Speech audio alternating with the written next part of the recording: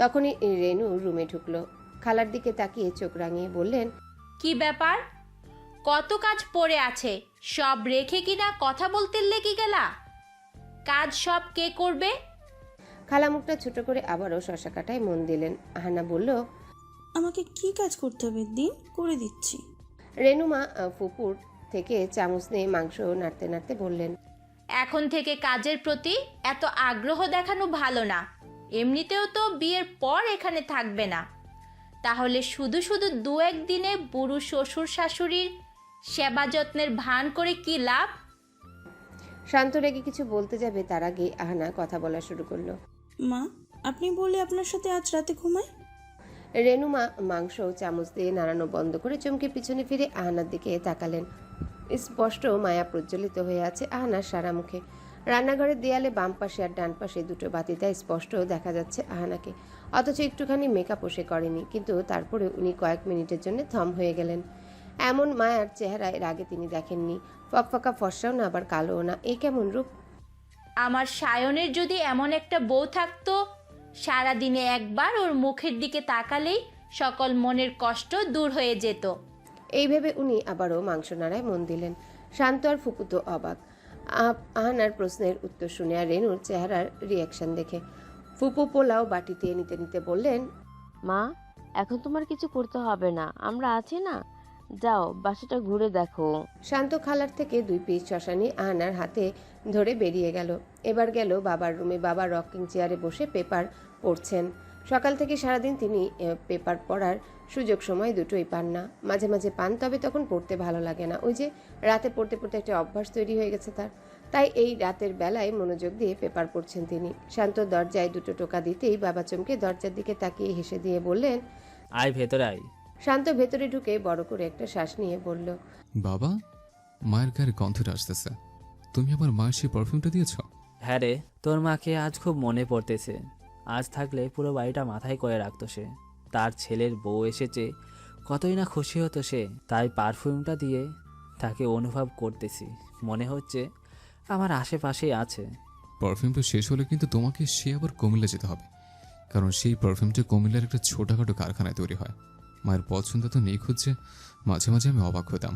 হ্যাঁ রে, সে নিজেই আনকমন একটা মানুষ ছিল, যাকে আমি মৃত্যু পর্যন্ত ভুলতে পারবো না। বাবা, আহানো এসেছে আমার সাথে। তা বাইরে কেন, ভিতরে আসতে বল। আহানা পা টিপে টিপে আস্তে আস্তে ঢুকলো রুমে। বাবা হেসে বললেন, কি মা, এ বাড়ি পছন্দ হয়েছে তোমার? তোমার এই শাশুড়িকে কেমন লাগলো? আরে বাবা, ও মাত্র কিছুক্ষণ আগে একটা মারাত্মক জবাব দিয়েছে মায়ের কথায়।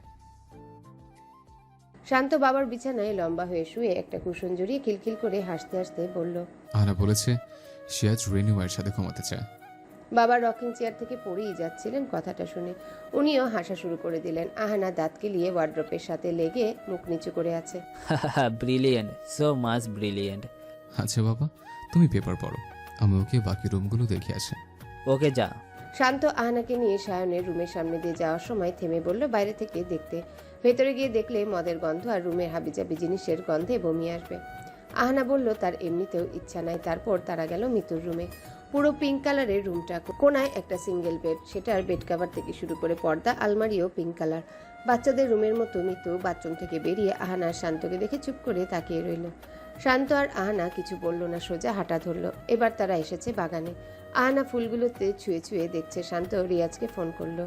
হ্যালো রিয়াজ, শোন ভাই, আমার রুমে গিয়ে আলমারির প্রথম তাকে কয়েকটা শপিং ব্যাগ দেখবে। কাল আসার সময় ওগুলো নিয়ে আসিস। কেন বলো তো? আরে, আমি আমার প্রথম বেতনের টাকা দিয়ে তোদের সবাইকে শপিং করে দিয়েছে, সাথে মা বাবা আর আমার পুরো ফ্যামিলির জন্যও কিনেছিলাম। আসার সময় এত ব্যস্ততায় আনতে ভুলে গেছে। ওকে, আমি নিয়ে আসবো। ওকে, বাই। আহানা একটা গোলাপ হাতে নিয়ে ঘ্রাণ নিয়ে পিছনে তাকাতেই শান্তর সাথে ধাক্কা খেলো। পড়ে যেতে নিতেই শান্ত ওর কোমরে হাত দিয়ে ধরে ফেললো ওকে। তা কি খবর আমার পাতানো বউ? আহানা মুচকি এসে নিচের দিকে তাকিয়ে রইল। শান্ত আহানাকে টেনে বাসার বাইরে সেই সরু রাস্তাটায় নিয়ে গেল। পুরো রাস্তা অন্ধকার। আশেপাশে ছোটখাটো টিনের ঘরের ভিতর থেকে আলো এসে রাস্তাটাকে কোনো রকমে আলোকিত করে রেখেছে। দুজনে সেই আলোর ধারেই হাঁটছে। জানো, তুমি সেদিন ওই রাস্তায় আমাকে ধরে যেভাবে কেঁদেছিলে, সেদিনই আমি শপথ নিয়েছিলাম আমি তোমার জীবনের দায়িত্ব নিব। আর দেখো নিয়েও ফেলেছি। এইভাবে যে নিব তা একদমই ভাবিনি, তবে নিব এটা ভেবেছিলাম আমি।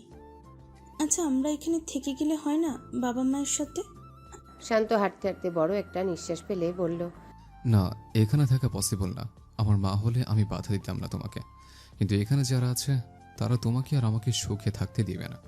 স্পেশালি সায়ন, 1 নম্বরের ক্যারেক্টারলেস। আমাদের বাসায় একবার একজন বুয়ার মেয়ে আসতো, নাম রায়তা। সায়ন তার সাথে অবৈধ সম্পর্ক করে মেয়েটাকে প্রেগনেন্ট করেছিল। পরে রেনুমা কত টাকা খরচ করে ওই মেয়েটাকে থেকে শায়নকে ছাড়িয়েছে। পুলিশকে সওয়ার আগে সব সলভ করে ফেলেছে। আজ দেখো রে, তোমার থেকে কি নজরে দেখাচ্ছিল? আহানা শান্তর হাত মুঠো করে ধরে আরেকটু কাছে এগিয়ে এসে দাঁড়ালো। মুখ ফুটে একটা কথা বলল, আর সেটা হলো, আমার এই জীবনে আপনি ছাড়া আপনার কেউ নেই।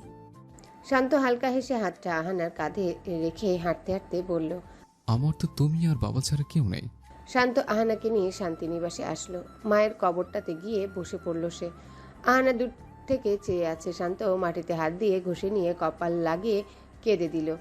যে ছেলে তার মায়ের মর্ম বুঝে তারই মা হারিয়ে যায়, আর যারা মর্ম বুঝে না তাদের এমন সময় হারিয়ে যায় যখন সে মর্ম বুঝতে শিখেছে। আহানা আশ্রম থেকে বেরিয়ে সেই ডোবাটার দিকে তাকিয়ে রইল। হোক না হোক, এই ডোবাটার সাথে তার বাবা কিংবা মায়ের সম্পর্ক রয়েছে। তারা তো একদিন এখানে এসেছিলেন, তাই না? কোন জায়গা দিয়ে এসেছিল তারা? তারা হবে নাকি একজন হবে শুধু? আমাকে মা নাকি বাবা ফেলে গেছিল সেদিন? আহানা ডোবাটায় থাকা একটা পলিথিনের দিকে তাকিয়ে কেঁদে দিল। কাঁদতে কাঁদতে পিছিয়ে গিয়ে দেখলো শান্ত ওর দিকে তাকিয়ে আছে চুপ করে। আহানা শান্তকে শক্ত করে জড়িয়ে ধরে কেঁদে দিল। আমার মা বাবাকে একবার দেখতে চাই শান্ত। আমাকে একবার তাদের সামনে দিয়ে আসেন। আমি তাদের কাছ থেকে সন্তানের অধিকার চাইব না শান্ত। আমি শুধু একবার তাদের ছুঁয়ে দেখতে চাই। শান্তর জ্যাকেট টেনে টেনে আহানা বলল, কি হলো শান্ত? খুঁজে দাও না তাদের, আমি তাদের কাছে যেতে চাই। শান্ত চুপ করে ডোবাটার দিকে তাকিয়ে আছে। আহানা কান্না থামিয়ে হেসে দিল। হাসতে হাসতে হাঁটা ধরল সে। হাঁটতে হাঁটতে বলল, আমিও না বোকা, আমি তাদের খুঁজতে চাইতেছি যারা আমাকে ডোবায় ফেলে গেছিল। এখন যদি তাদের সামনে গিয়েও দাঁড়াই আমি, তারা তো আমাকে চিনলেও বলবে চিনি না। সেদিন তাদের কোনো কন্যা সন্তান জন্ম হয়নি, তারা ডোবায় তাকে ফেলেনি। বরং এখন আমি তাদের সামনে গিয়ে তাদের এতদিনের সিক্রেট ভাঙতে চাই না। আমার জন্য তাদের সম্মান ক্ষুণ্ণ হবে পরে। থাক, তারা অজানায় থাকুক, আর আমি অবৈধ হয়েই থাকি। আহানা, আর কোনো দিন এটা বলবে না। একদম চুপ। চলো বাসায় যাই, ডিনার করবো সবাই। দুজনে বাসায় ফিরে এসে দেখলো ডাইনিং ফুল। একটা চেয়ারও খালি নেই। একটাতে বাবা, একটাতে রেনুমা, বাকিগুলোতে সায়ন, মিতু, নওশাদ, রূপা। সায়ন, যাও সোফায় গিয়ে খাও। মিতু, তুমিও। কেন? আমরা কেন যাব? ডাইনিংয়ে বসে খাওয়ার ইচ্ছা থাকলে আরো আগে এসে বসে যেতে হয়, সেটা জানো না শান্ত ভাইয়া? আঙ্কেল, আমি আর রূপায় গিয়ে সোফায় বসতেছি। It's okay. এই নৌশাদ, চুপ কর। এত দায়িত্ববানগিরি দেখাতে হবে না। আমি আর আহানা সোফায় বসতেছি। সোফায় বসে খাওয়ার অভ্যাস আমাদের আছে। শান্ত আহানাকে নিয়ে সে সোফায় বসলো। ফুপু প্লেট এনে দুজনের হাতে দিয়ে শাড়ির আঁচল দিয়ে চোখ মুছতে মুছতে চলে গেলেন। তার ভাইয়ের ছেলে আর ছেলের বউ কিনা একটার পর ছেলের জন্য সোফায় বসে খাচ্ছে, এই ভেবে তার খুব খারাপ লাগছে। আহানা এক লোকমা খেয়ে এদিক ওদিক তাকাচ্ছে। খিদা নাই তার উপর শান্তর ভয়ে কিছু বলতেও পারছে না। শান্ত খেতে খেতে বলল, রেখে দাও, আমি খাইয়ে দিচ্ছি, কিন্তু তোমাকে পুরো খাবার শেষ করতে হবে। আহানা গাল ফুলিয়ে বসে আছে আর শান্ত ওকে নিজের হাতে খাইয়ে দিচ্ছে। পুরো 1 প্লেট খাবার খাওয়ালো জোর করে। খাওয়া শেষ করে যে যার রুমে চলে গেছে। Lights off. আহানা আয়নার সামনে দাঁড়িয়ে চুল আঁচড়াচ্ছে। কাল থেকে ঠিক করে আঁচড়ানো হয়নি বলে জট পাকিয়েছে অনেক। অনেক কষ্টে চুলের জট খুলল। শান্ত উল্টো হয়ে শুয়ে আছে বিছানায়। আহানা গায়ের শাড়িটা পাল্টিয়ে একটা কালো রঙের সোনালি পাড়ের শাড়ি পরে আসলো। শান্তর পাশে একটুখানি জায়গা খালি আছে বিছানায়। শান্ত হাত পা ছড়িয়ে ঘুমোচ্ছে। আহানা মুচকি এসে সেই একটুখানি জায়গায় গুটিসুটি দিয়ে শুয়ে পড়ল। এই প্রথম সে শান্তর পাশে শুয়েছে। শান্তর মুখের অর্ধেক দেখা যাচ্ছে শুধু, বাকিটা তার হাতের ভিতরে। হাতের জন্য দেখা যাচ্ছে না, যেটুকু দেখা যাচ্ছে সেটায় চাপা দাড়ি আর কিউট একটা চেহারা দেখা যায়। আহানা কিছুক্ষণ তাকিয়ে থেকে আরেক দিকে ফিরে শুয়ে পড়ল। রাত তখন 12:45 বাজে। আহানা বিছানার এত কিনারায় শুয়েছে যে ঘুমের ঘোরে নড়তেই দুম করে পড়ে যেতে নিতেই একটা হাত ওকে কাছে টেনে নিয়ে আসলো।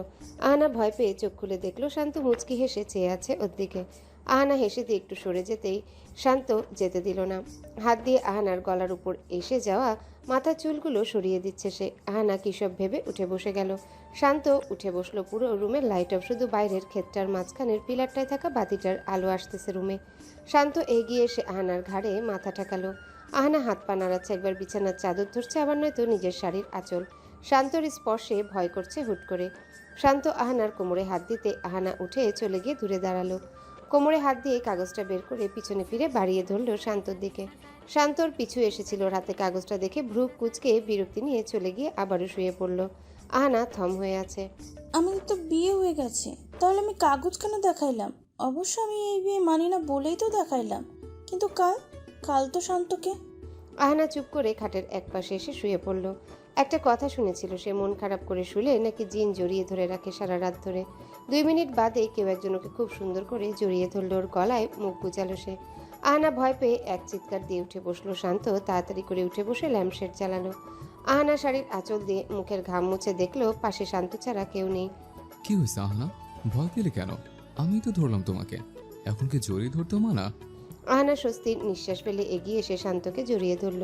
শান্ত ওকে জড়িয়ে ধরে শুয়ে পড়ল। শান্তর বুকে যেন আহানার কোনো ভয় কাজ করছে না, সবচেয়ে নিরাপত্তা এখানেই। শুতেই আহানার চোখ জুড়ে ঘুম এসে গেল। শান্তর মনে হলো সে দুনিয়ায় সব সুখ পেয়ে গেছে। আহানা ওকে যেভাবে ধরে ঘুমিয়ে পড়েছে, ওর মন চাচ্ছে সারা জীবন এমন করে কাটিয়ে দিতে। এত ভালো লাগা কাজ করছে বলে বোঝানো দুষ্কর। দেয়ালে টাঙানো মায়ের একটা ছবির দিকে শান্ত তাকিয়ে আছে। মা চলে গিয়ে আমার জন্য, আমার জীবনের জন্য গচ্ছিত সুখ রেখে গেছে। আহানাতে আমি সেই সুখ পাই। মা জানতো আহানাই আমার জন্য বেস্ট, আর তাই মা বাবাকে বলে গেছে আহানাই যেন আমার হয়। বাবা তো ভুলে গেছে, কিন্তু মা ঠিকই জানে তার স্বামী না খুঁজলেও তার ছেলে ঠিকই খুঁজে বের করবে। অবশ্য আমি খুঁজিনি, আহানাই আমাকে খুঁজে বের করেছিল সেদিনে সেই চটটা। আহানা জীবনে অনেক স্ট্রাগল, আর হয়তো আমিও। এবার যদি দুজনের সুখের দেখা পাই, তবে আমি আহানার সুখের কোনো কমতি রাখবো না, আই প্রমিস। পরের দিন সকালবেলায় টুসটাস আওয়াজে আহানা লাফ দিয়ে উঠে বসলো। ভোর 5টা বাজে। তখন এত শব্দ কিসের? শান্ত চাদর টেনে মরার মতো ঘুমোচ্ছে। আহানা বিছানা থেকে নেমে জানালা দিয়ে নিচে তাকিয়ে দেখলো গায়ে হলুদের সব কাজ রেডি করছে কতজন মিলে। কেউ কেউ স্টেজ সাজাচ্ছে, কিন্তু এখন করছে কেন? সবে তো 5টা বাজে। আহানা শান্তর কাছে এসে ওকে জাগিয়ে বলল, বাইরে গায়ে হলুদের কাজ হচ্ছে, কেন এত সকালে? শান্ত চাদর মুড়িয়ে আরেকদিকে ফিরে শুয়ে বলল, আমাদের দিকে গায়ে হলুদের অনুষ্ঠান সকাল থেকে শুরু হয়, শেষ হয় বিকেলে। ও আহানা একটা শাড়ি নিয়ে গিয়ে ফ্রেশ হয়ে সেটা পরলো। দরজা খুলে বের হয়ে দেখলো বাসার সবাই উঠে গেছে। আহানা সিঁড়ি বেয়ে বেয়ে নামছে। ফুপু গাঁদা ফুলের ডালা নিয়ে যাচ্ছিলেন। খালা তার হাত ধরে তাকে থামিয়ে বললেন আহানাকে দেখতে। ফুপু আহানার দিকে তাকালেন। আহানা সিঁড়ির রেলিং ধরে এদিক ওদিক তাকাতে তাকাতে নামছে। ফুপু ইয়া বড় হা করে বললেন, পুরাই শান্তির মতো লাগতেছে। শান্তি এমন করে সিঁড়ি দিয়ে নামতো। আহানা নিচে নেমে ফুপুর সামনে এসে হেসে বলল, আমি নাস্তা বানাই? ফুপু আহানার থুতনি তিলটা ধরে টেনে বললেন, না মা, আমি আর তোমার খালা মিলে করে নিব। তুমি বরং দেখো বাইরে তোমাদের গায়ে হলুদের কেমন কাজ চলছে। আহানা মাথা নাড়িয়ে বাসা থেকে বের হলো। বাগানটার সামনে খোলা জায়গা আছে, উঠানের মতো, নিচে সব সবুজ ঘাস। উঠানটা যেখানে শেষ সেখানে স্টেজ সাজানো হচ্ছে। আহানা হেসে এগিয়ে গিয়ে স্টেজটার দিকে তাকিয়ে আছে। দেখা শেষে সে আবারও বাসায় ফিরে আসলো। মিতু চা বিস্কিটের ট্রে নিয়ে নওশাদ রূপার রুমের দিকে যাচ্ছিল। আহানা ওকে দাঁড়াতে বলে ওর হাত থেকে ট্রেটা নিয়ে নিজেই গেল সেদিকে। দরজায় নক করতে করতে হাত ব্যথা হয়ে গেছে, তাও ওরা দরজা খুলছে না, গন্ডারের মতো ঘুমাচ্ছে দুজনে। আহানা আরো জোরে বাড়ি দিল দরজায়। শেষে রূপা এসে দরজা খুলল। রূপার গায়ে নওশাদের শার্ট, আর নওশাদ চাদর টেনে ঘুমাচ্ছে বিছানায়। রূপা চুল খোপা করতে করতে বলল, ভালো করেছিস তুই এসেছিস। মিতু আমাকে এমন হলে দেখলে কি না কি ভাবতো। তাই তো, আমি ওর হাত থেকে নিয়ে আসলাম। নে ধর, খা আর ফ্রেশ হয়ে নে। এরা তো মনে হয় তাড়াতাড়ি সকালে সব রেডি করে ফেলে। তাই তো দেখতেছি। ওকে, আমি যাই, তোরা ফ্রেশ হয়ে আসিস। আহানা শান্তর রুমের সামনে দিয়ে যাওয়ার সময় থামলো। শান্ত আহানার বালিশ জড়িয়ে ঘুমাচ্ছে শান্তিতে। আহানা দরজা টেনে দিয়ে নিচে চলে আসলো। মিতু কয়েকটা ফুল, গাঁদা আর জবা নিয়ে মালা বানিয়ে মাথায় লাগিয়ে সারা বাড়ি হেঁটে বেড়াচ্ছে। রেনুমা ডেকোরেশনের ওখানে দাঁড়িয়ে বলছে গায়ে হলুদের জন্য সকালে খিচুড়ি হবে আর দুপুরের জন্য বিরিয়ানি, আরও বাকি সব বুঝিয়ে দিচ্ছেন ঠিকমতো। শান্তর বাবা বাগানের পাশে রকিং চেয়ারে শুয়ে আছে চোখ বন্ধ করে। শান্ত বলেছিল সকাল সকাল এরকম পরিবেশে বাগানে বাবার ঘুমানোর অভ্যাস আছে। ফুপু আর খালা রান্নাঘরে রুটি ভাজি বানানোয় ব্যস্ত। সায়নের রুমের দরজা বন্ধ। আহানা বোরিং ফিল করছে, মন চাইলো আশ্রমটা একবার দেখে আসতে, তাই সে সেটাই করলো। হেঁটে হেঁটে আশ্রমে চলে আসলো। সবাই জানে শান্তর সাথে আহানার বিয়ে হবে, সবাই তো এখন ওকে মাথায় করে রাখছে। আহানা সালেহা বেগমের কবরটা দেখে শান্তর মায়ের কবরের কাছে আসলো। আগে সে এই কবরের আশেপাশে আসতো না কোনোদিন, দূর থেকে দেখতো, অথচ এখানে যিনি শুয়ে আছেন উনি ওর জীবনের দিশায় বদল করে দিয়ে গেছেন। সেদিন যদি উনি আমাকে তুলে না খাওয়াতেন আর আমার আলাদা যত্নের বন্দোবস্ত না করতেন, হয়তো আজ আমি এখানে এই অবস্থায় থাকতাম না। একটা অনাথ মেয়ের পরিণতি আরও জঘন্য হয়। আমাকে উনি বাঁচিয়ে দিয়েছেন, সাথে করে শান্ত জীবনসাথী হিসেবে বলে রেখে গেছেন। আহানা এগিয়ে সে কবরের উপর থেকে পাতা কয়েকটা সরিয়ে ফেললো, সুন্দর করে পরিষ্কার করে দিল পুরো কবরটা। তারপর আবার বাসায় ফিরে আসলো। ডাইনিংয়ে ফুপুর নাস্তা আনছেন। আহানাও জোর করে কাজে হাত লাগালো। শান্ত ফ্রেশ হয়ে এদিক ওদিক তাকিয়ে আহানাকে খুঁজছে। অবশেষে তার দেখা পেল সে। আহানা কোমরে শাড়ির আঁচল গুজে পাকা সংসারী বইয়ের মতন ডাইনিংয়ে রাখা প্লেটে খাবার সার্ভ করছে। শান্ত আহানার কোমর জড়িয়ে ধরতেই ঠিক সেই সময় খালা এসে পড়ল। তাই হাতটা ছেড়ে মাথা চুলকাতে চুলকাতে বাইরের দিকে চলে গেল শান্ত। আহানা হেসে হেসে কাজ করছে। কি গো মেয়ে, অমন করে হাসো কেন? না, এমনি। সবাই নাস্তা করে নিয়েছে, খিচুড়ি রান্না হয়েছে গায়ে হলুদে আসা মেহমানদের জন্য। আহানার হাতে একটা লাল পাড়ের হলুদ শাড়ি আর গহনা দিয়ে গেলেন ফুপু। আহানার কেমন কেমন লাগছে। হুট করেই সব হচ্ছে। রূপা একটা জর্জেট হলুদ শাড়ি পরে এসে আহানাকে তৈরি করায় মন দিল। আহানাকে শাড়িটা বেশ সুন্দর করে পরিয়ে গহনাগুলো পরালো সে। চুলগুলো হালকা কার্ল করে দিল। শান্ত দরজার ওপারে দাঁড়িয়ে চেঁচিয়ে বলল, আহানা, লিপস্টিক লাগবে না একদম। হই বললেই হলো নাকি ভাইয়া? গায়ে হলুদের তো লাগাতেই হবে। এই শান্ত, তুই এখানে কি করিস? চল, তোকে তো রেডি করতে হবে, চল এখন। নওশাদ শান্তকে টেনে তার রুমে নিয়ে গেল। রূপা আহানার ঠোঁটে লাল লিপস্টিক লাগিয়ে দিল সুন্দর করে। আহানাকে আয়নার সামনে এনে দাঁড় করালো সে। আহানা অবাক হয়ে তাকে আয়নায় দেখছে। গলায় সোনার 3টা হার ও নেকলেস। আজ তাকে সে নিজেই চিনতে পারছে না। জীবনে এই প্রথম সে এমন করে সেজেছে। কিরে, কেমন সাজলাম? অনেক সুন্দর। নওশাদ হলুদ পাঞ্জাবি নিয়ে শান্তকে রেডি করাচ্ছে। পাঞ্জাবিটার বোতামের জায়গায় লাল রং ফুপি আর বাবা মিলে শাড়ি আর পাঞ্জাবি মিলিয়ে কিনেছে ওদের জন্য। কি রে, কেমন লাগে আমাকে? অনেক সুন্দর লাগে তোরে। আহানাজকে জ্ঞান হারাবে নিশ্চিত। তোকেও সুন্দর লাগে। রূপা ভাবি প্রেগনেন্ট হবে কবে? আজ? নওশাদ শান্তকে কথাটা শুনে পুরো বাড়ি দৌড়ানি দিল। Stage ready. শান্ত চুলগুলো ঠিক করতে করতে সবগুলো দেখছে ঠিকঠাক আছে কিনা। অতিথিদের আসা যাওয়া বেশি হয়ে গেছে। বাবা তার 14 গোষ্ঠীকে দাওয়াত করেছেন। তার উপর রেনুমায়ের বাসারও অনেকেই আসতেছে। এক থালা জিলাপি স্টেজের সামনে রাখা। শান্ত তো চোখ বড় করে 2টা জিলাপি নিয়ে পালালো। জিলাপি খেতে খেতে নিজের রুমে আসলো সে। আহানা আয়নায় নিজেকে দেখে পিছন ফিরে তাকিয়ে দেখলো শান্ত দরজায় হেলান দিয়ে এক হাতে একটা জিলাপি নিয়ে খাচ্ছে। আহানা হেসে এগিয়ে এসে ওর সামনে দাঁড়ালো। শান্ত জিলাপি খাওয়া বন্ধ করে আহানার দিকে হাঁ করে তাকিয়ে রইল। কি সুন্দর লাগছে ওকে, বলে বোঝানোর মতো কোনো সংজ্ঞা নেই তার কাছে। আপাতত শুধু হাঁ করে তাকানোটাই শ্রেয়। আপনার পাঞ্জাবির বোতামে জিলাপি লেগে গেছে। শান্ত চোখের পলক ফেলে নিজের পাঞ্জাবির দিকে তাকিয়ে তারপর আহানার দিকে তাকিয়ে বলল, আমার দোয়াতে তো জিলাপি, ধরতে গেলে হাতের জিলাপিও লেগে যাবে পাঞ্জাবিতে। আহানা ভ্রু কুঁচকে বলল, তাহলে কি করা যায়? আমার হাতেও তো মেহেন্দি। ভাববার বিষয়। আহানা মুচকি এসে শান্তর দুপায়ে তার পা তুলে উঠে দাঁড়ালো। শান্ত অবাক হয়ে তাকিয়ে আছে আহানার দিকে। আহানা মুখ ঘুরিয়ে দাঁত দিয়ে শান্তর পাঞ্জাবির বোতাম থেকে জিলাপির টুকরাটা নিয়ে নিল। তারপর হেসে দিয়ে হালকা নড়তেই শান্তর পায়ের উপর থেকে পড়ে যেতে নিল। তখনই শান্ত তার এক হাত দিয়ে টেনে ধরল ওকে। আহানার কানের কাছে মুখ এনে ফিসফিসিয়ে বলল, আমার হাতের জিলাপি কিন্তু তোমার কোমরে লাগে নাই, হাত আলগা করে কবজি দিয়ে ধরেছে।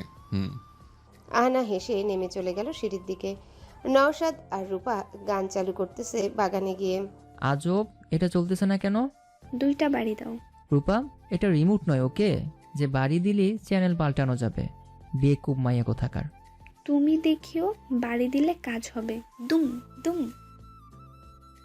সকাল 11টা বাজে। মেহমানে ভর্তি পুরো বাড়ি। আর কেউ আসা বাকি নেই, কারণ সবাইকে বলা হয়েছে 9টায় চলে আসতে। যেখানে এখন 11টা বেজে গেছে, তাই আর কেউ আসবে না, আসার বাকিও নেই।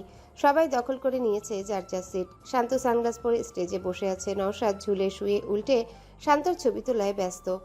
আর রূপা একবার এক ফুল নিয়ে তার মাথায় কোমরে কানে গুজতেছে। আহানা ড্রয়িং রুমে রোবটের মতো বসে আছে। ওর ডান পাশে শান্তর ফুপু ছোটজন আর বাম পাশে ওর নানু। তারা একবার এক প্রশ্ন করছে, তবে কেউ কোনো নেগেটিভ মন্তব্য করেনি, কারণ আহানা স্বয়ং শান্তির পছন্দ করা মেয়ে, তাই কেউ কিছু বলার সাহস পাচ্ছে না। কিন্তু বিয়ে বাড়ি বলে কথা, একজন না একজন তো কটু কথা বলবে, আর তাই হলো। রেনুর মা এসে আহানার পাশে বসে মুখ ফুটে বলেই দিলেন কটু কথা, আর তা হলো, শুনছো তোমরা? মাইয়ার নাকি জন্মে ঠিক নাই, অনাথ। অনাথ মাইয়ারা তো সব অবৈধ হয়। আহানা মুখ তুলে ওনার দিকে তাকিয়ে আবারও ফ্লোরের দিকে চোখ নামিয়ে নিল। এই কথা সে আরও শুনেছে। এই বাড়িতে এসে এত হাসি আনন্দের মাঝে সে আসলেই ভুলে গিয়েছিল সব। এখন মনে পড়ল আবার। সমাজ আপনাকে আপনার অতীত মনে করিয়ে দিতে কখনো পিছুপা হবে না, আপনার মরণের সময়ও না। এটাই হয়ে আসছে, পরেও হবে। সমাজকে বদলানোর ক্ষমতা নেই কারো। মিতু শরবতের ট্রে নিয়ে সামনে এসে ওর নানুর হাতে শরবত এক গ্লাস দিয়ে বলল, মা তোমাকে ডাকে, যাও সেদিকে যাও। তোমার কি এত? এসব শান্ত ভাইয়া বুঝে নিবে। তুমি এসব বললে তার মা বাবা ফিরে এসে তোমাকে সালামও করবে না। মেয়ের হবু জামাইয়ের সৎমা হিসেবে তোমাকে কানা করিও দিব না। তাহলে তোমার এত কিসের কথা? যাও ভিতরের রুমে গিয়ে আরাম করো। তোমার না বাতের ব্যথা? বাতের ব্যথার জন্য নাকি জগ থেকে পানি ঢেলে খেতেও পারো না? তাহলে এত কথা কই থেকে আসে? আহানা মুচকে এসে মিতুর দিকে তাকিয়ে আছে। মিতু ট্রেটা নিয়ে যেতে যেতে বলল, তোমারে আমি পছন্দ করি না, আবার ঘৃণাও করি না। তুমি আমার ভাইয়ের বউ বলে, ব্যাস এইটুকুই, আর কিছু না। কি রে ভাই নওশাদ, আমার বউ কোথায়? কতক্ষণ হলো দেখি না তারে। ঢং, রূপা তো গেছে আনতে। রূপা আহানাকে স্টেজে নিয়ে আনলো। আহানা শান্তর পাশে বসে শান্তর দিকে তাকিয়ে হেসে দিয়ে তারপর সামনের দিকে তাকালো। সামনে সবাই চেয়ার নিয়ে বসে ওদের দিকেই তাকিয়ে আছে। শান্ত সবার দিকে তাকিয়ে হাসি মুখ নিয়ে বলল, কেঁদেছিলে কেন? কেউ কিছু বলেছে? আহানা অবাক হয়ে শান্তর দিকে তাকালো। শান্ত জানে কি করে যে আমি কেঁদেছিলাম? মিতু স্টেজে উঠে শান্তর পাঞ্জাবির পকেটে একটা গাঁদা ফুল আর গোলাপ সেফটি পিন দিয়ে লাগাতে লাগাতে বলল, ভাইয়া, ভাবিকে নানু কথা শুনাইছিল, আমিও কম না, আমিও শুনাই দিছি তারে। শান্ত হা করে মিতুর দিকে তাকিয়ে আছে। মৃত্যুর হলোটা কি?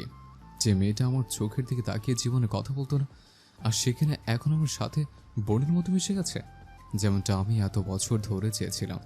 শান্ত ছলছল চোখে মিতুর দিকে তাকিয়ে আছে। মিতু শান্তর চুলগুলো ঠিক করে দিয়ে চলে যেতে যেতে বলল, খাতির এমনি এমনি করতেছি না, বড় টেডি বিয়ার একটা কিনে দিতে হবে। ওকে, ডান। আহানা শান্তর হাসি দেখে নিজেও খুব খুশি হলো। শান্ত আহানার দিকে না তাকিয়ে ওর হাতটা ধরে বলল, জানো, আমাদের বিয়েটা আমাকে এক এক করে কত খুশি দিচ্ছে। I am so happy. ইচ্ছে করছে তোমাকে ধরে। আহানা চোখ বড় করে কোমরে হাত দিয়ে শান্তর দিকে তাকিয়ে রইল। শান্ত আহানার কোমরে হালকা করে চিমটি দিয়ে সোজা হয়ে বসে গাল ফুলিয়ে বলল, তোমার এই কাগজ কাল রাতে আমি ইঁদুর ভাড়া করে কাটাবো, মনে রাখো তুমি। আহানা হাসতেছে শান্তর কথা শুনে। আত্মীয় স্বজন সবাই এক এক করে হলুদ লাগিয়ে দিচ্ছে আহানা আর শান্তকে।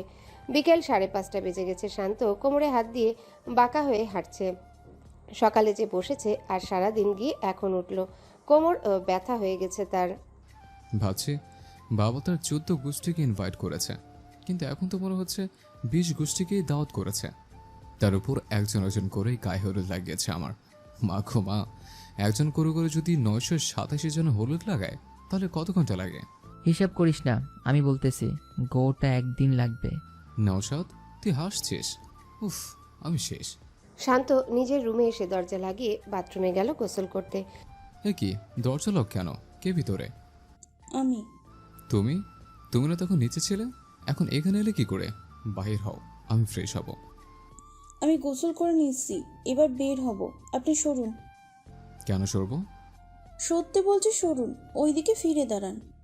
শান্ত উপায় না পেয়ে আরেকদিকে ফিরে দাঁড়ালো। আহানা তোয়ালে পরে বেরিয়ে বিছানা থেকে শাড়িটা নিয়ে বলল, যান এবার।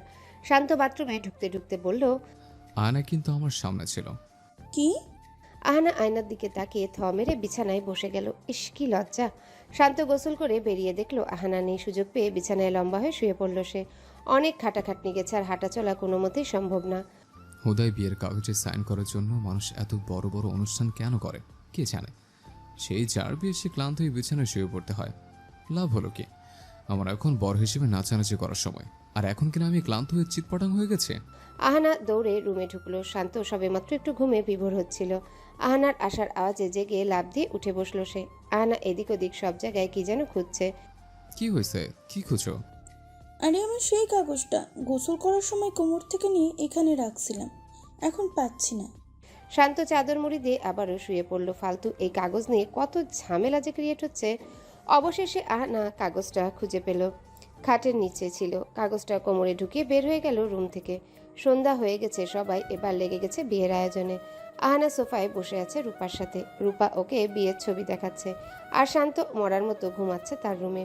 মিতু ফুল কতগুলো নিয়ে খেলছে। ফুপু, রেনুমা আর খালা মিলে শাড়ি গহনা সব রেডি করছে। বাবা বাবুর্চির সাথে বাইরে দাঁড়িয়ে কথা বলতেছেন। রূপা দাঁত কেলিয়ে বলল, কিরে, কি খবর তোর? তোর পাশেই বসে আছি, দেখতে পাস না কেমন আছি? আবার জিজ্ঞানোর কি আছে? প্রশ্নের উত্তর অন্যটা আছে, তুমি বুঝে নাও। আহানা মুখ বাঁকিয়ে রান্নাঘরে গিয়ে সবার জন্য চা বানাতে লেগে পড়ল। হঠাৎ রান্নাঘরে কারো উপস্থিতি টের পেল। সে ভাবলো খালা বা ফুপু হবে, কিন্তু তার কোমরে হাত লাগতেই আহানা চুলের পাশ থেকে খুন্তি নিয়ে দুম করে এক বাড়ি দিয়ে দিল। কারণ তার ধারণা হলো শান্ত তো হবে না, কারণ সে ঘুমাচ্ছে, সায়ন হতে পারে বলেই আহানা খুন্তি দিয়ে এক বাড়ি দিয়ে দিল। আউচ! আহানা চোখ বড় করে চেয়ে আছে। শান্ত হাত ধরে ঝাঁকাচ্ছে ব্যথায়। আহানা এগিয়ে এসে ওর হাত ধরে বলল, সরি, আমি বুঝতে পারিনি আমি ভাবছি। কথা বলতে বলতে আহানা শান্তর হাত মুছতেছে বারবার। ওকে, কুল ডাউন, কিছু হয়নি, ব্যথা বেশি পাইনি। আহানা মুখ গোমরা করে তাকিয়ে আছে শান্তর দিকে। শান্ত মুচকি এসে ওর গাল টিপে দিয়ে বিস্কিট একটা নিয়ে চলে গেল। আহানা চা বানাতে বানাতে ভাবলো, শান্ত তো হতে পারে, এটা ভাবলাম না কেন। দূর দূর। চা খাওয়া শেষ করে আহানা শান্ত ছাদে এসে বসে আছে আকাশের তারার দিকে চেয়ে। তারাগুলো গুনার কম্পিটিশন করছে দুজনে। আকাশকে দুভাগ করে এই পাশের তারা শান্ত গুনছে, আর ও পাশের গুলো আহানা। 10 মিনিট বাদে শান্ত আহানাকে জিজ্ঞাসা করলো, কতগুলো গুনলে?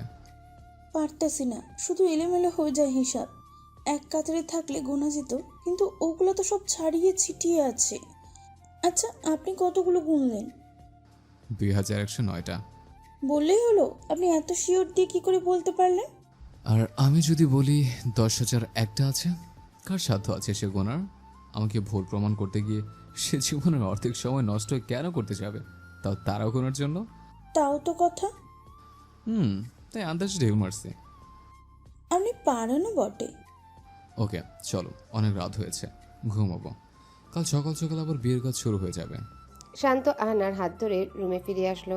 আহানা জানালার পাশে দাঁড়িয়ে চোখ বন্ধ করে আছে। বাইরের এক মিষ্টি বাতাস এসে গায়ে লাগছে। শান্ত এগিয়ে আসা ধরতেই দরজায় কে যেন নক করলো। এই অসময়ে কি আসলো আবার? শান্ত দরজা খুলতেই দেখলো নওশাদ দাঁত কেলিয়ে চেয়ে আছে। ওর হাতে বালিশও আছে। কিরে, তুই এখানে কেন? রূপা কি তোরে বের করে দিয়েছে? না, আঙ্কেলের অর্ডার, বিয়ের আগের দিন তোরা একসাথে থাকতেই পারবি না। যদিও আগে বিয়ে হয়েছে, তাও এটা মানতেই হবে। আহানাকে বল রূপার সাথে গিয়ে ঘুমাতে। নওশাদ গিয়ে শান্ত ওর বিছানায় শুয়ে পড়ল। আহানা মুচকি এসে তার নিজের বালিশ নিয়ে চলে গেল। শান্ত ওর পিছন পিছন করিডোর পর্যন্ত চলে এসেছে। আহানার হাত ধরে দাঁড়িয়ে পড়ল সে।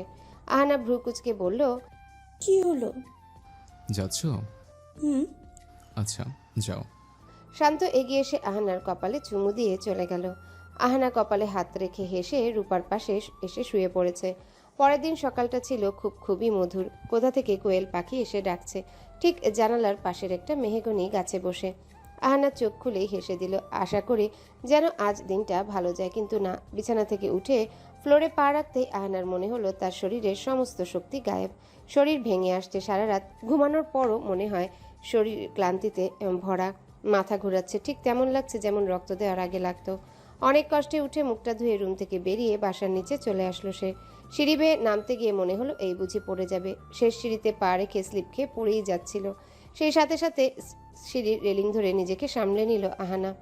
ফুপু এগিয়ে এসে আহানার মাথায় হাত রেখে বলল, কি হয়েছে, শরীর খারাপ নাকি তোমার?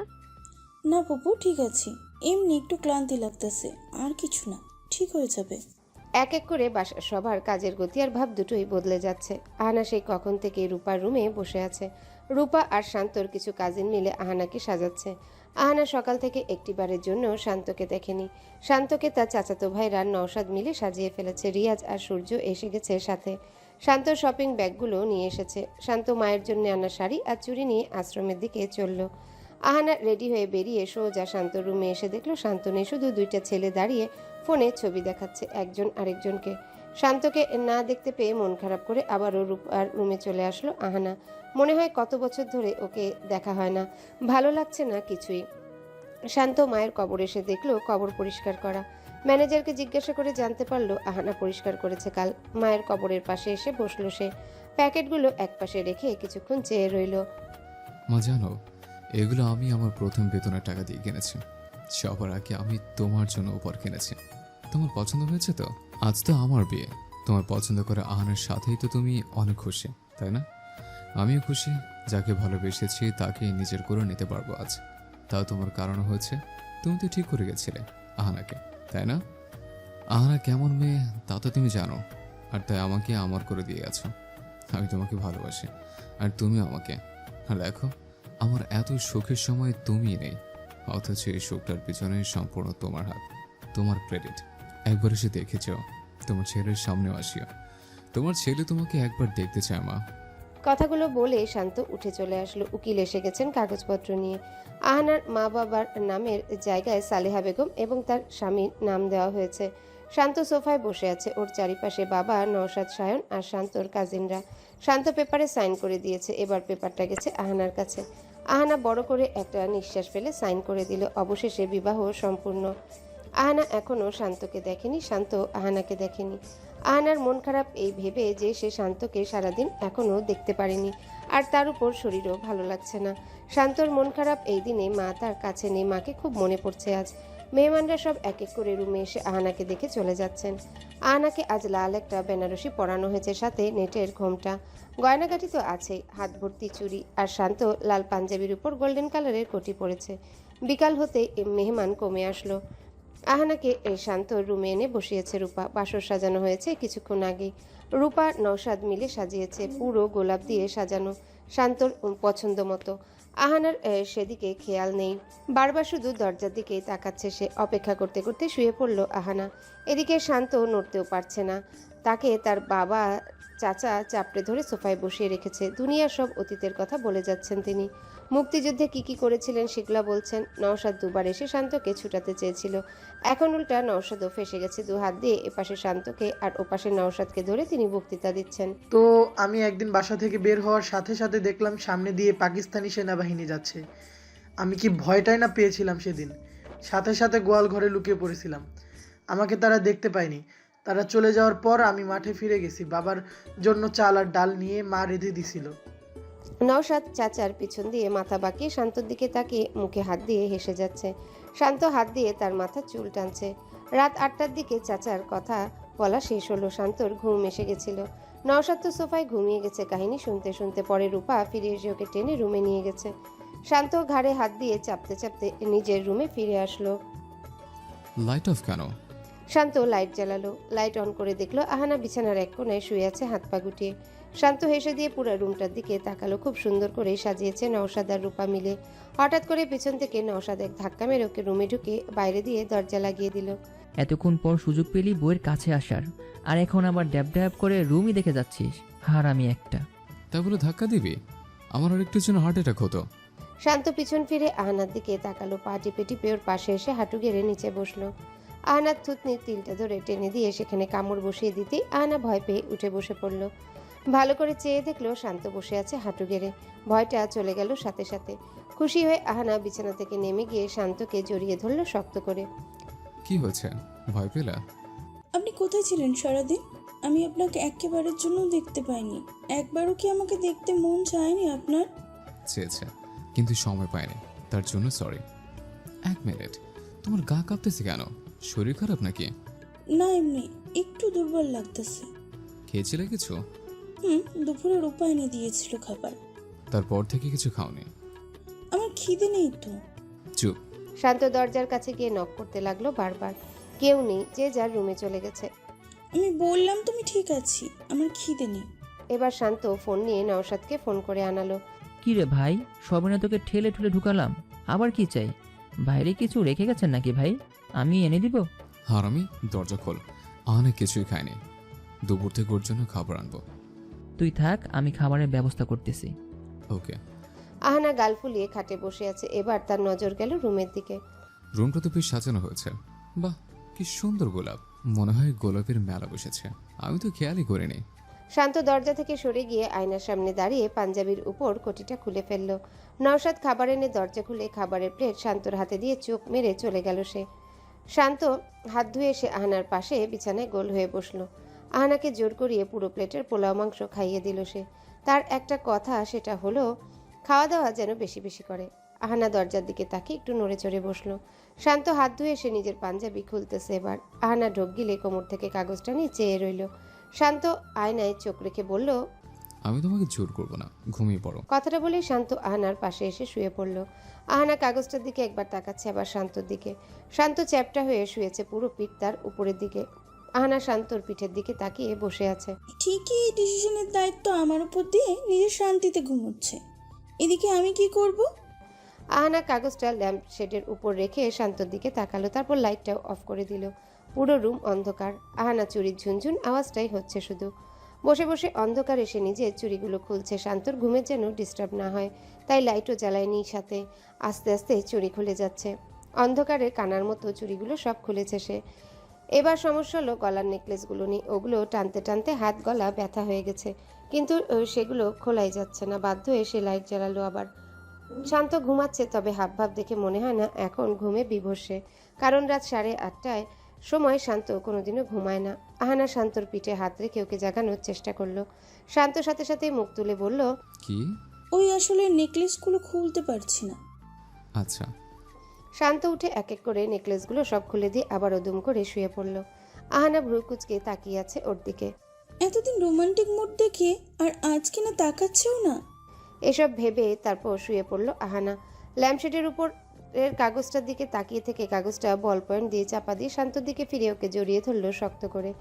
এটা ভাবতে এতক্ষণ লাগছে আপনার, আহানা ম্যাডাম? আপনি বুঝবেন না। কেন বুঝবো না? না কিছু না, বাদ দিন। শান্ত উঠে বসে পড়ল। আহানা চমকে ওর দিকে তাকিয়ে আছে। শান্ত এগিয়ে আসতে আহানা একটু পিছিয়ে গেল। সাথে সাথে শান্ত হাত বাড়িয়ে ল্যাম্পশেড অফ করে দিল। অন্ধকারে আহানা শান্তর হাত খুঁজে ধরে রেখেছে ভয়ে। 2 সেকেন্ড বাদেই কানের কাছে শান্তর ঠোঁটের স্পর্শ পেল সে। শান্তর কানে ঠোঁট লাগিয়ে চুপ করে আছে, তারপর ফিসফিস করে বলল, আজ কাগজটা দেখাবো না? কেন? আজ শান্তকে চাই বলছে।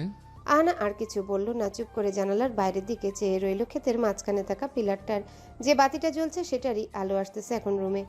আজ শান্ত আহানাকে নিজের মতো করে ভালোবাসছে। আহানা তার জীবনের সব দুঃখ কষ্ট ভুলে গিয়েছে আজ। শান্ত একবারের জন্য তাকে সেসব মনে করতে দেয়নি। শেষ রাতে একটা দুঃস্বপ্নে জেগে গেল আহানা। রুম অন্ধকার বলে খুবই ভয় হলো তার। তাড়াতাড়ি করে ল্যাম্পশেডের সুইচে টিপ দিল। জ্বলতেছে না, মনে হয় কারেন্ট নাই। এদিক ওদিক ছটফট করে শান্তর গায়ের স্পর্শ পেতেই ভয়টা কমলো তার। তখনই কারেন্ট চলে আসলো। শান্ত চাদর জড়িয়ে ঘুমাচ্ছে। আহানা কিছুক্ষণ ওর দিকে চেয়ে রইল, তারপর ওর পিঠে হাত বুলিয়ে বিছানা থেকে নেমে গেল। 3টা বাজে, মনে হয় কিছুক্ষণ বাদেই আবছা আলোতে ভরে যাবে চারিদিক। আহানা জানালার ধারে এসে আনমনে বাইরের দিকে চেয়ে আছে। কি একটা যেন খারাপ স্বপ্ন দেখলাম, তবে কি দেখছি সেটাই মনে আসতেছে না। শান্তকে কি জাগাবো না থাক ঘুমা? ফজরের আজান দিতে আর কয়েক মিনিট বাকি। আহানা ব্যাগ থেকে একটা সুতির খয়েরি রঙের শাড়ি নিয়ে গোসল করে পরে আসলো। আজান দিয়ে দিয়েছে। ততক্ষণে আহানা জায়নামাজ নিয়ে শান্তকে 2বার ডেকে জানালো পাশের ফ্লোরে নামাজ পড়ে নিল। শান্ত ততক্ষণে উঠে গেছে। চোখ ডলতে ডলতে তোয়ালে নিয়ে বাথরুমে চলে গেল সে। আহানা নামাজ শেষ করে বিছানা থেকে ফুলগুলো ঝেড়ে বিছানায় এসে বসলো। শান্ত বাথরুম থেকে বের হতেই দেখলো আহানা খাটে হেলান দিয়ে ঘুমিয়ে পড়েছে। চুপচাপ নামাজটা পড়ে শান্ত এসে আহানার পাশে বসলো। ওর চুলগুলো তোয়ালে দিয়ে ভালো করে মুছে দিচ্ছে সে। আহানা ঠিক করে চুলও মুছতে জানে না। শান্তর চুল মুছে দিচ্ছে আর সে আয়নার দিকে তাকিয়ে বসে আছে চুপ করে। চুল মুছা শেষ করে শান্ত এক হাত দিয়ে আহানাকে ধরে বুকে এনে রাখলো। শান্তর বুকে মাথা রেখে ঘুমিয়ে পড়েছে আহানা। সকাল 8টার দিকে মিতু চা বিস্কিট নিয়ে এসে দরজায় নক করলো। শান্ত নামাজ পড়ে যে বিছানায় বসেছে তেমনই ছিল, ঘুম আসেনি তার। আহানা ঘুমিয়েছে সেটাই শুধু দেখেছে সে। গিয়ে দরজা খুলে মিতুর হাত থেকে ট্রেটা নিয়ে আবারও ফিরে আসলো। আহানা খুব সুন্দর করে ঘুমাচ্ছে। গালের নিচে তার 2 হাত গুছিয়ে রেখে শুয়েছে, মুখে হাসি। নিশ্চয়ই স্বপ্নে ভালো কিছু দেখছে। শান্ত আহানার চুলগুলো নিয়ে কানের পাশে গুজে দিল ভালো মতন করে। তারপর আহানার থুতনি তিলটা ধরে টেনে দিল। আহানা জেগে গিয়ে উঠে বসে পড়েছে। ইস, জেগে গেলা, সরি। আচ্ছা, জাগছো যখন চা খেয়ে নাও। কয়টা বাজে? ইস 8টা বেজে গেছে, আমি এত কেন ঘুমাইলাম ধুর। ইটস ওকে, বাসে কি আমাদের জন্য অপেক্ষা করছে না আহানা? ও, তারপরেও এত দেরি হয়ে গেল, কি ভাববে সবাই? আহানা চায়ে এক চুমুক দিয়ে উঠে পড়ল। চুল এখনো ভিজে আছে। আয়নার সামনে এসে শাড়ির সাথে মিলিয়ে চুড়ি পরছে সে। শান্ত একটা বিস্কিট খেয়ে চায়ের কাপ হাতে নিয়ে আহানার পিছনে এসে দাঁড়ালো। মুখ নিয়ে আহানার ঘাড়ে রাখতে আহানা নড়ে উঠতে গেল। শান্ত ফিসফিসিয়ে বলল, খবরদার নড়বা না, আমার হাতে কিন্তু গরম চায়ের কাপ। আহানা রোবটের মতন দাঁড়িয়ে আছে। শান্ত ওর ঘাড়ে একটা চুমু দিয়ে চায়ের কাপ নিয়ে চলে গেল। আহানা মুচকে এসে চুড়িগুলো পরে চা শেষ করলো। তারপর সেও বের হলো রুম থেকে। সোফায় এ রুমে এসে দেখলো কেউ নেই। রেনুমা, খালা, ফুপু রান্নাঘরে, বাবা বাগানে মিতুর সাথে কথা বলছেন। আহানা সব দেখে পিছন ফিরতেই দেখলো রূপা দাঁত কিলিয়ে তাকিয়ে আছে ওর দিকে। কি কি মানে? তুই এখন আমাকে বলবি কি হয়েছে কাল? এটা কোন ধরনের প্রশ্ন? কি কি হয়েছে মানে? বাসর রাতে কি কত কিছু হয় নাকি, যেভাবে জিজ্ঞাসা করতেছিস? নেগেটিভ নাস কেন? আমি কি চুম্মা চুম্মির কথা জিগাইছি নাকি? ভাইয়া কি দিল সেটা বল। খালি উল্টাপাল্টা ভাবস তুই। আমি কি তোকে এত খারাপ কিছু জিজ্ঞেস করতে পারি নাকি? আমারও তো লজ্জা আছে, তাই না? তোর লজ্জা আছে বুঝি? আজ জানলাম আমি। বল না ভাইয়া তোকে কি দিয়েছে? আহানা হেসে বলল, আমার জীবনকে পূর্ণতা দিয়েছে সে, আর কি চাই? কি বলিস তুই? বাসরাতে হাজব্যান্ড তার ওয়াইফকে কিছু না কিছু গিফট দেয়, আর শান্ত ভাইয়া বুঝি তোকে দেয়নি? এটা আমি বিশ্বাস করতে পারতেছি না। কথাটা বলে রূপার চোখ গেল আহানার কোমরের দিকে। চিকচিক করছে। চোখ বড় করে সে আহানার কোমর থেকে শাড়ি সরিয়ে যা দেখলো তার মাথায় তো বাজ পড়ার মতো অবস্থা। আহানার কোমরে সোনার একটা কোমরের বিছা। তুই আমাকে মিথ্যা বললি? তোকে ভাইয়া এত গর্জিয়াস একটা গিফট দিয়েছে আর তুই বলিস কিছু দেয়নি? আহানা চমকে তার কোমরে হাত দিয়ে চেয়ে রইল। এত সুন্দর দামি একটা জিনিস তার কোমরে ছিল সে বুঝতেই পারেনি। দৌড়ে বাসা থেকে বেরিয়ে এদিক ওদিক তাকিয়ে শান্তকে খুঁজতে লাগলো। টুটুল মিয়াকে দেখে জিজ্ঞাসা করলো শান্ত কই। উনি বললেন বাইরে হাঁটতে গেছে। আহানা বাসা থেকে বেরিয়ে দেখলো শান্ত আশ্রমের দিকে যাচ্ছে। আহানা দৌড়ে ওর সামনে গিয়ে দাঁড়ালো। আহানা, তুমি এখানে? আশ্রমে যাচ্ছে, যাবে? 1 মিনিট, এটা আপনি দিছেন কখন? পছন্দ হয়েছে তোমার? এত দামি গিফট দেওয়ার কি ছিল? শান্ত হাঁটতে হাঁটতে বলল, আমার বউকে আমি গিফট দিয়েছি, তাতে তোমার কি? আমার কি মানে? এটা কেন দিলেন আপনি? এটা দেওয়ার কারণ আছে। কি? তোমার কাগজের শর্ত কাল আমি ভেঙেছি। তোমার কোমরে থাকা কাগজটা তো মন খারাপ করেছে, সাথে কোমরও। কারণ কাগজটার বউ ছিল তোমার কোমর, তাই কোমরকে সাজিয়ে দিলাম সোনার কোমরের বিছা দিয়ে। সেও খুশি, তার সামনের কাগজটাও খুশি, সাথে আমার বউ। আপনি কখন পড়ালেন এটা? আমি তো দেখিনি। তুমি যখন নামাজ পড়ে ঘুমিয়ে পড়েছিলে তখন পড়ে দিয়েছিলাম। আহানা কোমরের দিকে তাকিয়ে শান্তর পাশে হাঁটছে। শান্তর ফোন বেজে উঠলো। শান্ত বলল, ডাক্তারের ফোন। হ্যালো। শাহরিয়ার শান্ত, আপনার ওয়াইফের রক্ত নিয়ে যে টেস্টগুলো করিয়েছিলেন ওগুলোর রিপোর্ট তো এসে গেছে, কাইন্ডলি এসে নিয়ে যাবেন। আর হ্যাঁ, রিপোর্টটা দেখলাম আপনার ওয়াইফের তো। হ্যালো হ্যালো, আমি শুনছি না, নেট নেই এখানে। কে বলছেন? উফ, এই নেটওয়ার্ক সিরিয়াস টাইমে কাজে আসে না। কি বললো? বললো রিপোর্ট নিয়ে এসে যেতে। রিপোর্ট এসে গেছে। ও, তাহলে আমরা ঢাকা ফিরবো কবে? এখন না, এখানে একটা নামকরা রিসোর্ট আছে। আমি, তুমি আর নওশাদ রূপা যাব সেখানে।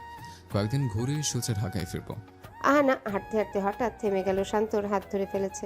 পিছন ফিরতে সে শান্তর মুখের দিকে চমকে তাকালো। হঠাৎ এই সময় হাত ধরলো কেন সে সেটাই বুঝতেছে না। শান্ত কাউন্টডাউন করছে, 5, 4, 3, 2, 1। একটা ঝড়ো বাতাসে উপর থেকে শত শত পাতা আর কৃষ্ণচূড়া ফুল পড়ছে আহানার গায়ে। আহানা হেসে হাত বাড়িয়ে এক মুঠো ফুল নিয়ে হাসতে হাসতে বলল, এখানে এই গাছটা আছে, আমি তো জানতামই না, একদম খেয়াল করিনি। শান্ত আহানার চুলে গোটা একটা কৃষ্ণচূড়া ফুল গুজে দিতে দিতে বলল, আমার মায়াবতী যেখানে, তারপরে সবকিছু সেখানে। আহানা খুশি হয়ে শান্তকে জড়িয়ে ধরলো কাছে এসে। শান্ত মুচকি এসে পকেট থেকে সানগ্লাসটা পরে হঠাৎ করে আহানাকে দূরে সরিয়ে দিয়ে হাঁটা ধরলো। আর একটা ভাব নিয়ে বলল, কোথা থেকে এসেছো তুমি? আমাকে চট দিয়েছিলে যে, মনে আছে তোমার? যাও ভাগো, তোমার প্রতি আমার কোনো ইন্টারেস্ট নেই। আহানা হেসে দিয়ে পিছন থেকে দৌড়ে এসে শান্তর গলা জড়িয়ে ধরে উঁচু হয়ে গেল। শান্ত আহানার হাত দুটো ধরে খিলখিল করে হাসছে। ভাবলাম আহানা আমার কথাগুলো সিরিয়াস নিয়ে নিয়েছে, কিন্তু না, সে আমার মজা করে বলা কথা মজা হিসেবেই নিয়েছে।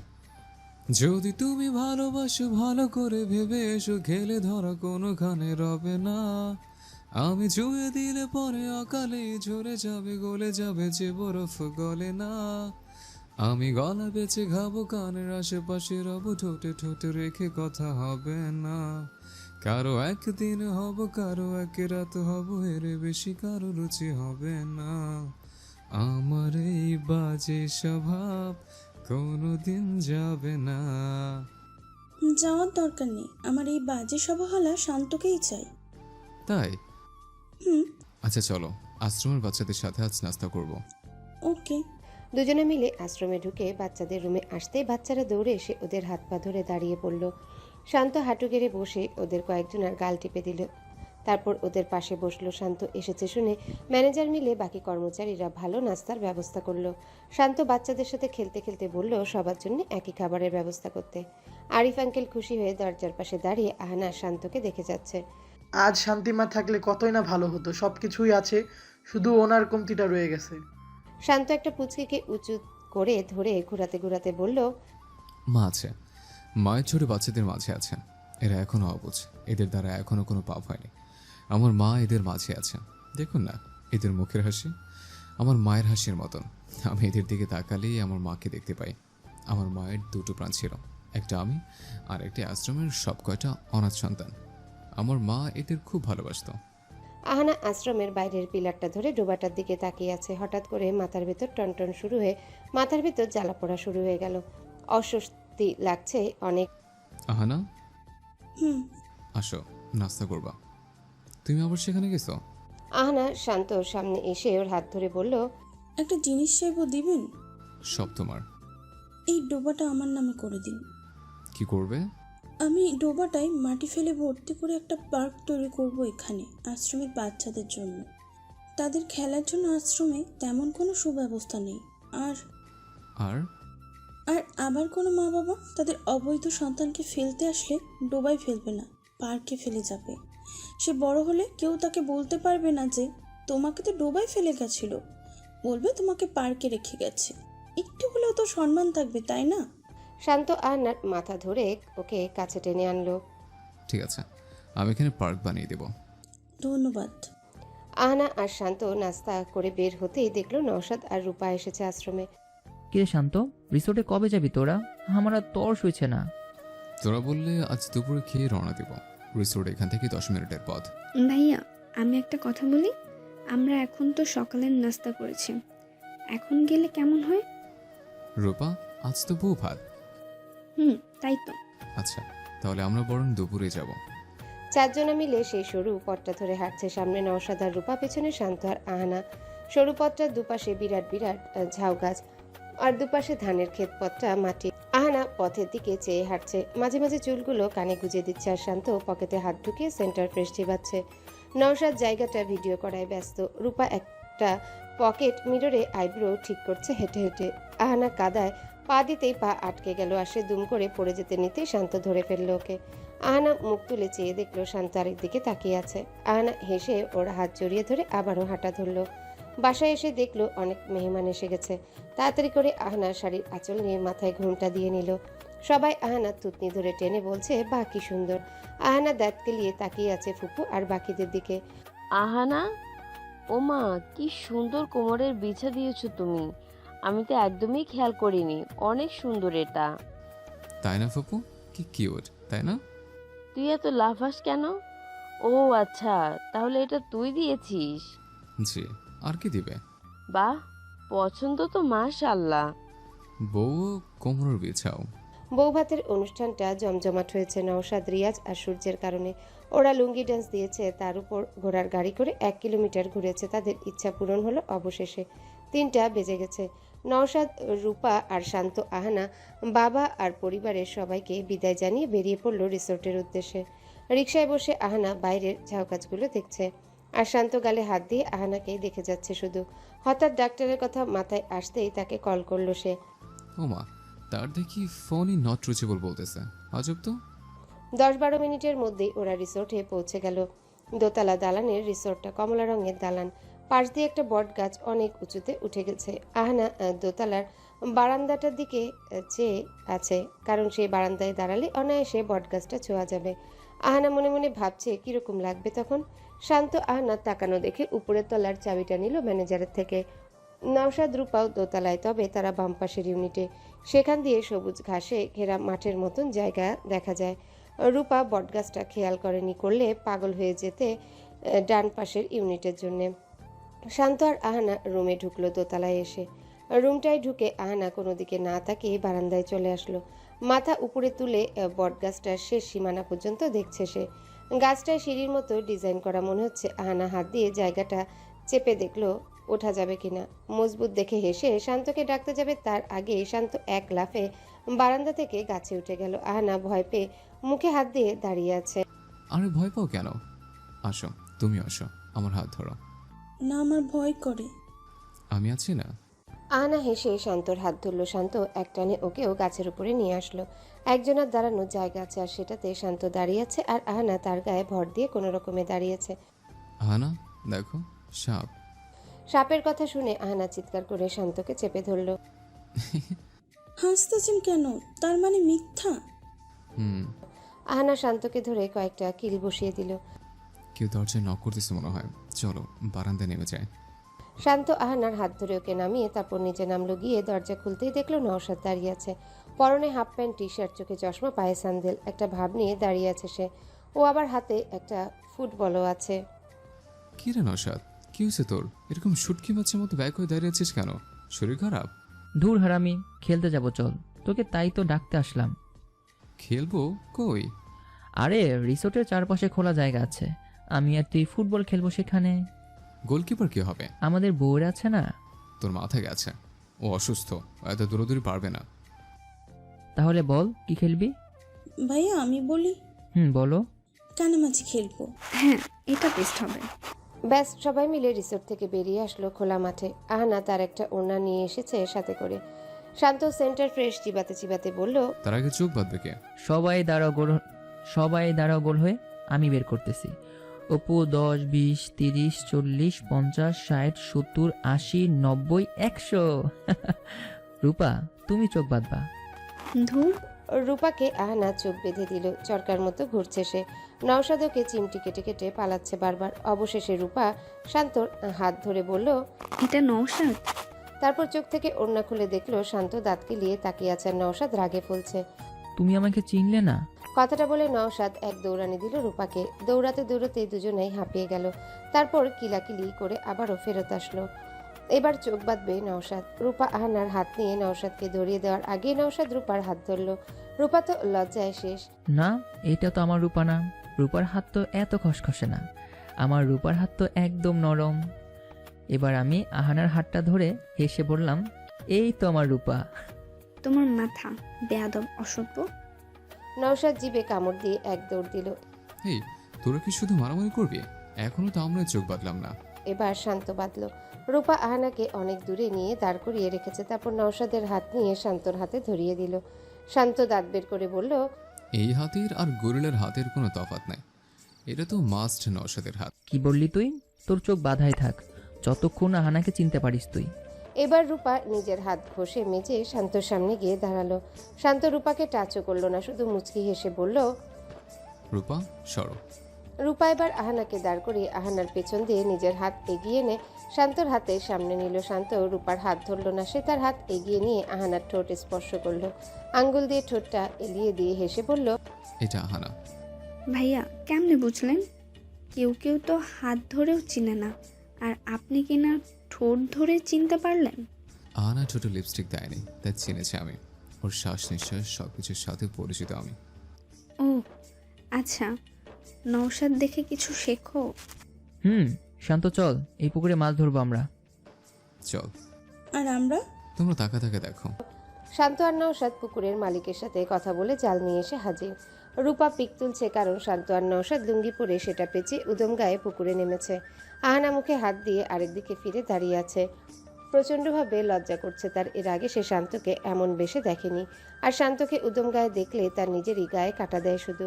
কিছুক্ষণ বাদে আহানা চোখ বড় করে সামনে তাকালো। তার সামনে একটা বড় রুই মাছ ঝুলছে। শান্ত ঝুলিয়ে ধরে রেখেছে। দেখছো তোমার জামাই মাছ ধরে কত এক্সপার্ট। নওশাদ ভাইয়া কি ধরছে? আমি তো শান্ত থেকে এক কদমে গিয়ে, আমি একটা রুই মাছ আর একটা কার জামাই দেখতে হবে না, রূপার জামাই। নওশাদ তো বেশি মাছ ধরবেই। পুরো কথা তো শোনো রূপা, আমি একটা রুই মাছ আর একটা তেলাপিয়ার মাছের বাবু ধরেছি। কথাটা শুনে রূপা রেগে নওশাদের চুলে টেনে দিল। আরে এমন করো কেন, এটা ভাজি করে খেলে তো অনেক মজা লাগবে। শান্ত আর আহানা হাসতে হাসতে রিসোর্টের দিকে যাচ্ছে। রিসোর্টের রান্নাঘরে গিয়ে যিনি রান্না করেন তার হাতে মাছগুলো দিয়ে তারা যে যার রুমে ফিরে আসলো। শান্ত গোসল করতে গেছে। আহানা শাড়িটা পাল্টিয়ে একটা 3 পিস পরে নিল। আবারও বারান্দায় গিয়ে দাঁড়ালো সে। বিকাল হয়ে গেছে, 5টা বাজে মনে হয়। আহানা বারান্দা থেকে উঠে বটগাছটায় পা দুলিয়ে বসলো। বেশ লাগছে, চা হলে আরও বেশ হতো। পা দুলিয়ে এদিক ওদিক তাকাচ্ছে সে। দূর দূরান্তে কোনো বাড়িঘর নেই। বিরাট এক সবুজ মাঠের মাঝখানে রিসোর্টটা। রিসোর্টের পিছনে একটা খাল বয়ে গেছে। পাশের এই বটগাছটা আর সামনে এক কাতারে 1 কিলোমিটার জায়গা জুড়ে কলা গাছ লাগানো আছে। জায়গাটা বেশ সুন্দর, ঠান্ডা, নিরিবিলি, তাই হয়তো রিসোর্টটার নামও নিরিবিলি। শান্ত গোসল করে এসে দেখলো আহানা পা দুলিয়ে বসে বাইরের দিকে তাকিয়ে আছে। কিছুক্ষণের জন্য শান্তর মনে হলো এই বুঝি আহানাকে হারিয়ে ফেললো সে। দৌড়ে এসে আহানার কোমর জুড়িয়ে ওকে উপর থেকে নামিয়ে নিল সে। আরে আরে, কি হয়েছে? কি হয়েছে মানে? তুমি মতো রুইস নিয়ে উঠে বসতে গেছো কেন? তো পা দুলিয়ে মাথা কি গেছে তোমার? বলতে গার্ডেন। কথাগুলো বলেই শান্ত চুল মুছতে মুছতে ল্যান্ডলাইনে কল করে বলল 2 কাপ চা আর বিস্কিট পাঠাতে। আহানা গাল ফুলিয়ে বিছানায় বসে আছে। কি হাড্ডি ভাঙলে ভালো লাগতো তোমার? পড়ি নাই তো, জায়গাটা সেফ। আর আমি এক হাত দিয়ে গাছ ধরেও রাখছিলাম। শান্ত হাতে থাকা তোয়ালে আহানার গায়ে ছুঁড়ে মেরে গিয়ে ঠাস করে বারান্দার দরজা লাগিয়ে ফেলল। আহানা তোয়ালে মুখ থেকে সরিয়ে অসহায়ের মতো তাকিয়ে আছে। মনে হয় এখনই বুঝি কেঁদে দিবে। তারপর শান্ত রুমের পর্দা টেনে দিল। পুরো রুম কিঞ্চিত অন্ধকারাচ্ছন্ন হয়ে গেছে। আহানা এখনও বোকার মতো চেয়ে আছে শান্তর মুখের দিকে। শান্ত এগিয়ে এসে হঠাৎ আচমকা আহানার ঠোঁটটা 5 সেকেন্ড ছুঁয়ে ওকে ছেড়ে পাশ থেকে তোয়ালে নিয়ে আয়নার সামনে চলে গেল। আহানা ভূত দেখার মতো ভয় পেয়ে থ মেরে বসে আছে। হুট করে শান্ত কিস করে বসবে তা একদমই ভাবেনি সে। কি এমন করেছে আছো কেন? এদিকে নতুন নাকি? দরজা নক হলো তখনই। শান্ত গিয়ে দরজা খুলে চা আর বিস্কিট নিয়ে আসলো। আহানা এখনও রোবটের মতো তাকিয়ে আছে শান্তর দিকে। চা খাওয়া শেষ করে সবাই এবার বের হলো ভূতের বাড়ি যাবে। আইডিয়াটা রূপার। সে তার গুগলে সার্চ করে বের করেছে রিসোর্টের আশেপাশে নাকি একটা প্রাচীন ভূতের বাড়ি আছে। রাতে গেলে মজা বেশি পাওয়া যাবে। রাত করে নাকি কী সব সাউন্ড আসে সেখানে। শান্ত তো এসব শুনে এক পায়ে খাড়া। সে ভূতের বাড়ি যাবেই যাবে। রইল নওশাদ আর আহানা। তারা দুজনে ভয়ে শুধু ঢোক গিলছে। চা বিস্কিট খেয়ে সন্ধ্যা হতেই 4 জনা মিলে বেরিয়ে পড়ল। বিরাট এই মাঠ শেষ হলে একটা জঙ্গল পড়বে। সেটার মাঝ বরাবর ভূতের বাড়ি, জমিদার বাড়িটা অবস্থিত। শান্ত আহানার হাত ধরে হেঁটে চলছে, আরেক হাতে টর্চ। আর পিছন পিছন নওশাদ রূপার হাত ধরে আসতেছে। তাদের কাছেও টর্চ আছে। ঘুটঘুটে অন্ধকার, পিচ্ছিল মাটির সরু পথ, চারিপাশে ঘাস। সেগুলো ভিজে আছে, কারণ আজ সারাদিন ধরে গুটি গুটি বৃষ্টি হয়েছে। ভেজা ঘাস পায়ে লাগলেই মনে হয় এই বুঝি জোকে ধরলো। আহানা প্লাজো একটু উঠিয়ে হাঁটছিল, কিন্তু যখন শুনলো জোকের কথা আবারও নামিয়ে ফেললো। খালি পায়ে না লেগে জোক যদি প্লাজোয় লাগে তাহলে মন্দ কি? একটা বাদুর উড়ে সামনে দিয়ে গেল। এটা দেখে আহানার নওশাদ এমন চিৎকার করলো, বাদুর নিজেই ভয় পেয়ে তার পথের দিশা হারিয়ে কোন দিকে না কোন দিকে চলে গেল। এটা শিওর। সে মানুষের চিৎকারে এমন ভয় পেয়েছে যে আজ তার পরিবারের কাছে ফিরেই অজ্ঞান হয়ে বিছানায় পড়ে থাকবে। কিসের যেন আওয়াজ আসতেই সবাই চুপ করে দাঁড়িয়ে আওয়াজটা বোঝার চেষ্টা করছে। অবশেষে বুঝতে পারলো আওয়াজটা হলো প্যাঁচার। যাই হোক, মাঠ পেরিয়েছে তারা, এবার জঙ্গলে ঢুকবে। আহানা তো শান্তর হাত যত শক্ত করে ধরতে পারে তত শক্ত করে ধরে রেখেছে। জঙ্গলে ঢুকতেই মনে হলো আশেপাশে ভূত আর ভূত, অথচ ভূতের নিশানাও নেই। শুধু পথ চেয়ে চেয়ে তারা জমিদার বাড়িটার সামনে এসে দাঁড়ালো। ইয়া বড় এক পুরনো রাজবাড়ি, শতে শতে শেকড় দ্বারা আবৃত, যা বাড়িটাকে প্রাচীন হওয়ার পরিচয় বহন করে। শ্যাওলা জমে আছে, লাইট মেরে মেরে সব দেখছে ওরা। শান্ত তো আর অপেক্ষা না করেই ঢুকেই পড়লো ভিতরে। কোথাও পুরনো একটা জিনিসপাতিও নেই। এলাকাবাসী সব লুটেপুটে নিয়ে গেছে। এখন খালি বাড়িটা রয়ে গেছে। নওশাদ আর রূপা নিচের তলা ঘুরে দেখছে, আর শান্ত আহানাকে টেনে দোতলায় নিয়ে গেছে। শান্ত প্লিজ চলুন, ফিরে যাই, আমার খুব ভয় করতেছে, প্লিজ চলুন। আরে আমি আছি না, এত ভয় পাচ্ছ কেন? ভয় পাবো না? কি বলেন? যদি এখন ভূত এসে পড়ে, বা পাগল ছাগলও তো থাকতে পারে এখানে, তাই না? মেরে তাহলে ওদের সত্যিকার ভূত বানাই দিব। উফ, আপনি বুঝতেছেন না কেন? শান্ত আহানার কোমর জড়িয়ে টান দিয়ে কাছে নিয়ে এসে ওর মুখ চেপে ধরল। চুপ, একদম চুপ। এত কথা কি করে বলতে পারো তুমি? তোমার না অসুখ? অসুখের মাঝেও এত এত কথার জোর তোমার। তো কি করতাম আমি? কি দরকার ছিল এত রাতে এখানে আসার? শান্তিতে রুমে থাকা যেত না নাকি? যেত, তবে এরকম সুযোগ বারবার আসে না, বুঝলা? আমরা নিউ কাপল, আমাদের উচিত এসব এনজয় করা। আর তুমি কিনা আমাকে বকে যাচ্ছ। আমি কাল সকালে ঢাকায় ফিরতে চাই, ব্যাস। না, কাল না, পরশু। পরেটা পরে দেখা যাবে। করো। কারা তোরা? এখানে কি করিস? লোকটার কথা শুনে আহানা চোখ বড় করে শান্তর পিছনে লুকিয়ে পড়ল। একটা পাগল লোক দাঁড়িয়ে আছে ওদের সামনে, হাতে লাঠি আর পরনে সাদা ময়লা পাঞ্জাবি। লোকটা আহানাকে দেখে এগিয়ে আসতে ধরতেই শান্ত হাত দিয়ে আটকালো ওনাকে। কি? লোকটা ভ্রু কুচকে বলল, তোরা এখানে কেন এসেছিস? সুখে থাকতে তোদের ভূতে গিলায়। যা, চলে যা। আহানা শান্তর জ্যাকেট চেপে ধরে মুখ লুকিয়ে রেখেছে। শান্ত কিছু বলল না আর আহানাকে নিয়ে দোতলা থেকে নেমে আসলো। লোকটা এগিয়ে এসে সিঁড়িতে দাঁড়িয়ে বলল, চলে যা তোরা। আমি আমার বউরে এই বাড়িতে হারিয়েছি, তোরাও হারাবি, দেখিস।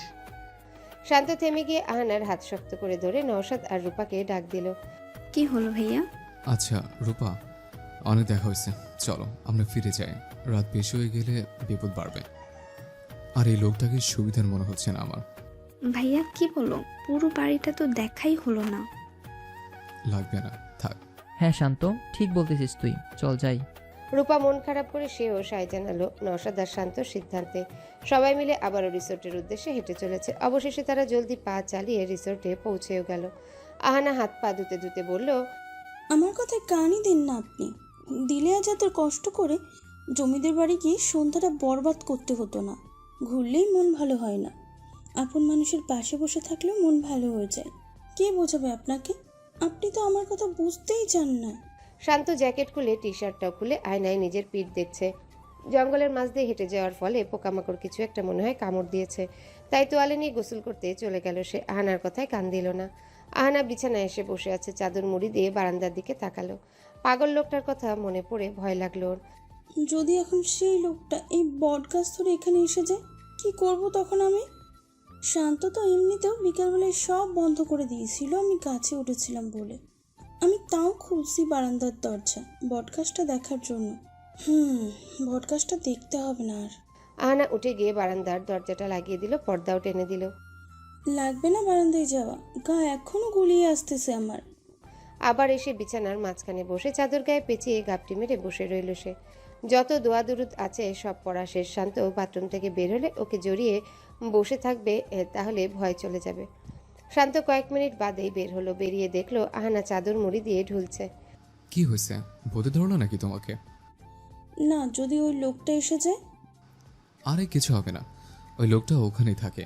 তুমি এখন ওসব নিয়ে ভাবতেছ? বাদ দাও। এখন আমরা এই রুই মাছ খাবো। পুকুরের টাটকা মাছের তরকারি সেই লাগবে খেতে। আমি রুম সার্ভিসে কল করছি, বসো তুমি। প্লিজ এখন না, আর একটু পর। আমার খিদা নেই এখন, আপনি প্লিজ এখানে এসে বসুন না। শান্ত এসে আহানার পাশে বসে পড়ল। তারপর ফোন নিয়ে গেমস খেলায় মনোযোগ দিল সে। আহানা শান্তকে ধরে ওর মুখের দিকে চেয়ে আছে বোকার মতন। বিয়ের আগে এত রোমান্টিক ছিল, আর এখন কি না বিয়ের পর পুরো আনরোমান্টিক। হাও হাও। শান্ত গেমস খেলতে খেলতে বলল, বিকেলে তো কিস করলাম, আনরোমান্টিকের কি দেখলা তুমি? আর তোমার শরীরের অবস্থার কথা মাথায় আছে তোমার? এত কিছুর পরও তুমি আবার এত কিছু আশা করো? মাই গড, তুমি এত... এই এই কি বলতেছেন কি আপনি? আমি এত মানে আমি কি কিছু বলছি আপনাকে? আর কখনো কিছু করতে দিব না, আপনি খুব খারাপ। আহানা আরেক দিকে ফিরে শুয়ে পড়ল। 16 সেকেন্ড বাদেই গলার কাছে শান্তর খোঁচা খোঁচা দাড়ির স্পর্শ পেতেই উঠে বসে পড়ল সে। কি কি হয়েছে? এত ঢং করতে হবে না আর। তুমি তো রাগ করো কেন? আমি তো মজা করছিলাম। রাখেন আপনার মজা, আমার ভাল লাগতেছে না, আমি ঘুমাবো। রাতে খাবো না, ঘুম থেকে উঠাবেন না আমাকে। মানে কি বলতেছো তুমি? তোমাকে আমি খালি পেটে ঘুমাতে দিব না? আমি খাবো না, আপনার কি তাতে? আমার কি দেখাচ্ছে? আমার কি? শান্ত আহানার গাল টিপে ধরে বিছানার সাথে লাগিয়ে ধরল। আচ্ছা সরি, আর বলবো না আপনার কি, বলবো আপনার কিছু না। কি আনো, তুমি অনেক দুষ্ট হয়ে গেছো। কবে বুঝি শান্তশিষ্ট ছিলাম? ও, তোর এটা আগেরই স্বভাব ছিল? আমাকে দেরি করে দেখাইলা, এই তো। মুখ থেকে আপনার হাত সরান, আমার মুখ ব্যথা হয়ে গেছে। আহানা। কি? হ্যালো বন্ধুরা, পরবর্তী পার্ট খুব তাড়াতাড়ি আসবে, তো সবাই অপেক্ষায় থাকো। আর চ্যানেলটি যারা এখনো সাবস্ক্রাইব করোনি তারা পরবর্তী পার্ট দেখার জন্য চ্যানেলটি সাবস্ক্রাইব করে রেখো। ধন্যবাদ সবাইকে, আমাদের সাথেই থেকো।